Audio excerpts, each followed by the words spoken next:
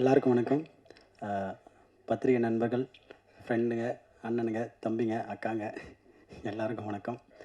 ஆக்சுவலாக பரிமளா அண்ட் கோ, அதாவது 2 லிஜெண்ட், 3வது லிஜெண்ட் அவர் சொன்னால் ஆக்டிங் சொன்னால் ஒத்துக்க மாட்டார். நான் மிஸ்கின் சார் அந்த தலைவனை தான் சொல்கிறேன். நான் எங்கேப்பா நடிக்கிறேன், நான் ஏனத்தானோ பண்ணுறேன், அது நல்லா இருக்குதுன்றாங்கன்னு அவர் தூங்கிட்டாருன்னு நினைக்கிறேன். தலை தலை இல்லை, அது ஒரு ஹேபிட் தான் அவருக்கு எப்போவுமே. அது தப்பான பனீஸோடா இல்லை, ஒரு பெரிய கதை ஒன்று இருக்குது, அது வர பொறுமையாக வரேன். ஆக்சுவலாக வந்துட்டு எனக்கு நான் மட்டும்தான் வந்து இந்த படத்தில் எல்லாருக்கூடையும் காம்பினேஷனில் நடித்த ஒரு நடிகை. கரெக்டாக சார்? எல்லாரும் கூட எனக்கு மட்டும் தான் காம்பினேஷன். என்ன எல்லோரும் நான் கலாய்க்கணும், அதுதான் எனக்கு அது ஜாலியாக இருந்தது படத்தில்.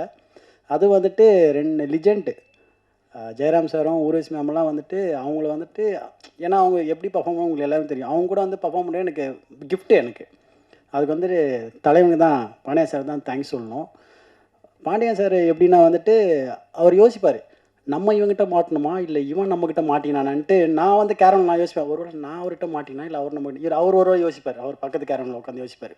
ஏன்னா என்னென்னா காலையில் வந்து 7 மணிக்கு ஷார்ட் வைப்பார். ஃபஸ்ட்டு நான் 7 மணிக்கு ஓகே 7 மணிக்கு நம்ம சொல்லுவோம், பட் மோஸ்ட்லி நிறைய பேர் 7 மணிக்கு வைக்க மாட்டாங்க. நான் வழக்கம் போல் வந்துட்டு நம்ம சாங் ஷூட் மாதிரி ஏர்லி மார்னிங்கே போய்டுவேன் ஷூட்டிங்க்கு. இப்போ 7 மணிக்கு ஷார்ட்னா நான் 6 o'clock 6:15 போய்டுவேன். கரெக்டாக போனோன்னே வந்துட்டு ஒரு 6:45 ஃபோன் பண்ணுறாங்க, ஷார்ட் ரெடின்ட்டாங்க. ஷார்ட் ரெடியாக 6:50க்கெலாம் வந்துட்டு ஷார்ட் ரெடியாக இருக்குது அப்படின்னு போய் பார்த்தா இவரு ஜார்ஜெலாம் ஆல்ரெடி ஒரு ஷார்ட்டை முடிச்சுட்டு அடுத்த ஷார்ட்டு போயின்னு இருக்காங்க. ஓகே இவங்க இந்த ஸ்பீடா சொல்லிட்டு அடுத்த நாள் நான் பண்ணுறேன், நான் வந்து 5:30 மணிலாம் போய் ஸ்பாட்டில் உட்காந்துறேன். நான் சரி வாங்க பார்த்துலான்ற மாதிரி தான். அப்போ 6:30 மணிக்கு போகிறேன், இவரை நான் வெறுப்பேற்றுறேன், தலை என்ன தலை ஷார்ட் இன்னும் வைக்கலையான்ட்டு. இந்த மாதிரி வந்து எங்களுக்குலாம் டைமிங்கில் வந்து காம்படிஷன் நடக்கும். நானாக இவர் நடுவில் வந்துட்டு அவர் என்னை வெறுப்பேற்றார். மாஸ்டர் இப்போது காஸ்டியூம் மாற்றணும், என்ன பண்ணி டைம் எடுத்துக்கிறேன். இல்லை சார் ஒரே நிமிஷம் சொல்லிட்டு பக்கத்துலேயே ரோட்லேயே வந்து டப்பு எல்லா ட்ரெஸ் அவுத்து போட்டு அங்கேயே மாட்டிட்டு அங்கே நிற்பேன், ரெடி வாங்கன்னு வேணும். இந்த மாதிரி எங்களுக்குள்ளே ஒரு அருமையான ஒரு காம்படிஷன் போயின்னு இருக்கும். அதனால் வந்துட்டு தலைவனோட ஸ்பீடை வந்து சொல்லவே இல்லை. ஜார்ஜ் ஒரு பக்கம் கேமரா தூக்கின்னு ஓடுவார், நான் ஒரு பக்கம் காஸ்டியூம் தூக்கின்னு ஓடுவேன். ஏன்னா எங்கே எப்போ வைப்பாருன்னு தெரியல ஷார்ட்டு. இந்த பக்கம் அப்படியே திருப்ப போல அப்படியே வைப்பார். இதனால் இருக்குது ஜார்ஜ் இது ஓகே வாண்டார், அவ்வளோதான் டப்புன்னு அங்கேயே எல்லாமே காஸ்டியூம் பார்த்துட்டு அங்கேயே பண்ணேன். ஒரு நாளைக்கு எப்படி இருந்தாலும் வந்து 130 ஷார்ட் எடுப்பீங்களே. எனக்கு தெரிஞ்சு வந்து படத்தை வந்துட்டு பாதி 400 ஷார்ட் எடுப்பாரான். ஏன்னா அவ்வளோ ஃபுட்டேஜ். அதுவும் நான் ஃபஸ்ட்டு ஓப்பன் பண்ணிட்டேன்னா அவருக்கு அல்வா மாதிரி கடக்கன்னு அவ்வளோ ஷார்ட் கொட்டும். அது வந்துட்டு எனக்கு ரொம்ப ஹாப்பியாக இருந்தது. அவ்வளோ ஸ்பீடாக எனக்கு ஒர்க் பண்ணது எனக்கு சாப்பிட கூட தோணாது எனக்கு. ஏன்னா அவ்வளோ ஃப்ரீடம் கொடுப்பார் அவர். எனக்கு அது செம்ம ஜாலி. அதெல்லாம் வந்துட்டு மற்ற ஆர்டிஸ்ட்னா சஞ்சனா, அனந்திகா, பூர்ணிமா, அதுக்கப்புறம் நம்ம சென்ட்ராயன், இவங்கெல்லாம் வந்து எங்களோட கேங்கு. என்னோடய அம்மா நாங்கள் உட்காந்து எனக்கு போயிட்டாங்க, அம்மா ஷூட்டிங் போயிட்டாங்கன்னு நினைக்கிறேன். அதுக்கப்புறமா தலைவன் மிஸ்கின் சார், தலைவன் தான் கூட. நான் தலைவன் நானாக எப்பப்போ மீட் பண்ணோன்னா வந்துட்டு அவர் ஆஃபீஸ் போவோம். அவர் இசை கற்றுக்கிறார்ல, இருக்கு நைட் 2 மணிக்கு அவர் இசை கற்றுக்கிறார்ல, அந்த இசை பாடல் நாங்கள் கேட்குறதுக்காக நான் போவேன். இல்லை மியூசிக் வந்து அவர் படம் பண்ண போகிறார், சீக்கிரத்தில் ஆல்பம் பண்ண போகிறாரு. நாங்கள் போவோம் 2 மணிக்கு போயிட்டு பன்னீர் சோடா வாங்கிட்டு போவோம்.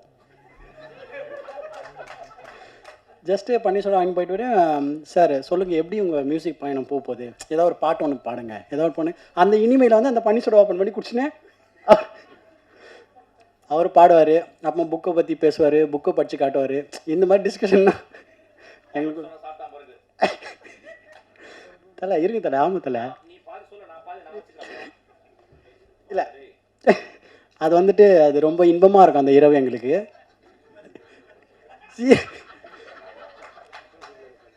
சீரியஸாக இன்பமாக இருக்கும்பா.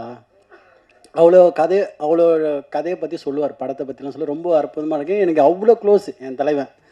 அதனால் வந்துட்டு இவங்க எல்லாருமே இந்த படத்தில் ஒரு படத்தில் இருக்கிறப்போ அது எவ்வளோ ஜாலியாக என்ன மாதிரி இருக்குது நீங்கள் பாருங்கள். அதுவும் பாண்டியன் சார் வந்துட்டு எனக்கு தெரிஞ்சு வந்துட்டு அவர் இந்த மாதிரி ஜேனர் இது வரைக்கும் எடுத்ததில்லை. ஃபஸ்ட் டைம் வந்துட்டு நானே அவர் கதை சொல்கிறப்ப யோசிச்சேன், சார் என்ன சார் ஃபஸ்ட் டைம் உங்கள் ஜேனரே இல்லாத ஒரு கதையாக இருக்குன்ட்டு. அவ்வளோ இருக்குது, மிஸ்ட்ரி இருக்குது, ஃபன் இருக்குது, காமெடி அவ்வளோ இருக்குது. அதனால் நீங்கள் பாருங்கள், பார்த்து என்ஜாய் பண்ணுங்கள். Thank you so much. Parimala and co. Main காசு கொடுத்துரும் வந்துட்டு பாருங்கள். இல்லை அந்த பன்னீர் சோடா ஒன்று டப்புன்னு போயிட்டேன் 2 மணிக்கு. 2 மணி ஷிஃப்ட்டுக்கு போயிட்டேன். அந்த ஹார்மோனி பெட்டி வாசிக்கிறது அந்த மூடுக்கு போயிட்டேன். தமிழ் குமரன் சார் அவர் வந்துட்டு ஆக்சுவலாக ப்ரொடியூசர் மாதிரிலாம் இல்லவே இல்லை. அது என்ன கேட்டாலும் என்ன இருந்தாலும் ஒரு ஃபேமிலி மாதிரி தான் அவர் ட்ரீட் பண்ணார். நான் என்ன மட்டும் இல்லை, இருக்கிற எல்லா ஆர்டிஸ்ட்டுமே அதை சொல்லுவாங்க. அவ்வளோ ஹம்பிளான ஒரு பர்சன், சான்ஸே இல்லை. அவர் வீட்டுக்கு 2 மணிலாம் போயிருக்கோம்.